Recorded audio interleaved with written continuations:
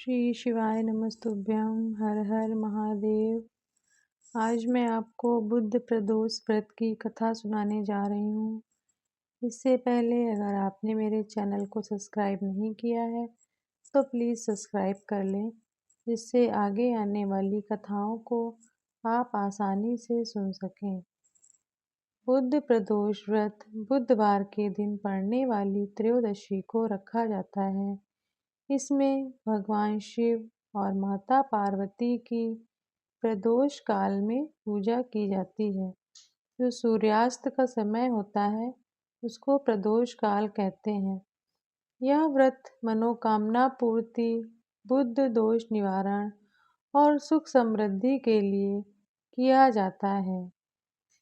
प्रदोष व्रत में जल्दी उठकर स्नान करें।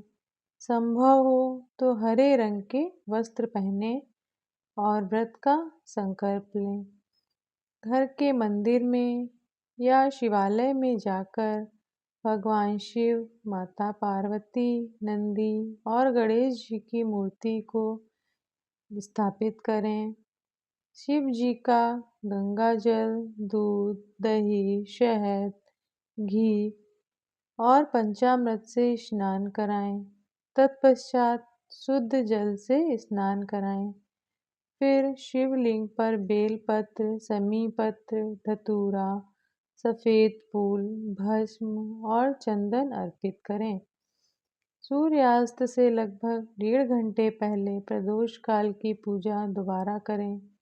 इस समय शिव चालीसा का पाठ करें और व्रत कथा अवश्य पढ़ें और उसके बाद ओम नमः शिवाय मंत्र का कम से कम 108 बार जाप करें।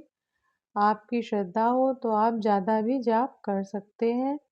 फिर आरती करते हुए भोग लगाएं और व्रत का पारण अगले दिन सूर्योदय के बाद सात्विक भोजन से करें।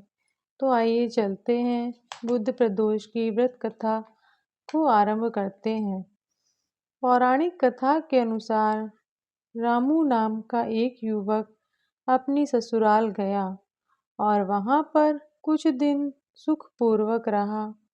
फिर अपने ससुर से एक दिन उसने कहा कि आज हम अपनी पत्नी के साथ घर जाएंगे, अतः आप हमें विदा कर दें। यह सुनकर उसका ससुर बोला कि आज बुध का दिन है, अतः आज जाना उचित नहीं है, कल चले जाइएगा। किंतु रामू अपनी बात पर अटल रहा और किसी का कहना नहीं माना। लाचार होकर उसके सास ससुर ने अपनी पुत्री को विदा कर दिया, किंतु उन्हें चिंता लगी रही कि कहीं कोई अनिष्ट कार्य न हो जाए। आगे चलकर रास्ते में रामू की पत्नी को प्यास लगी, अतः रामू पानी लेने चला गया और जब लौटकर आया तो देखा कि उसकी गाड़ी पर एक दूसरा रामू बैठा है। रामू ने उससे पूछा कि तुम कौन हो? तो उसने भी पूछा कि तुम कौन हो? जिस प्रकार रामू पूछता था उसी प्रकार वह भी पूछता था। दोनों का रूप एक ही तरह का था, किसी भी प्रकार का कोई अंतर न था। अतः उसकी पत्नी भी अपने वास्तविक पति को पहचानने में असमर्थ थी। कुछ समय बाद वे दोनों आपस में लड़ने लगे। उधर से राजा के सिपाही जा रहे थे। वे रामू को पकड़कर ले गए और दूसरा रामू राजा के दरबार से अदृश्य हो गया। तब तो रामू बहुत ही विलाप करता हुआ बोला कि यह बुद्ध देवता के कोप का फल है। थोड़ी देर में आकाशवाणी हुई कि रामू ने किसी का कहना न मानकर बुद्ध को यात्रा की है, अतः इसे यह दुख प्राप्त हुआ है। यदि यह अपनी ससुराल पत्नी सहित वापस लौट जाए और बुद्ध देवता की पूजा करके यात्रा करे तो किसी प्रकार का अनिष्ट नहीं होगा।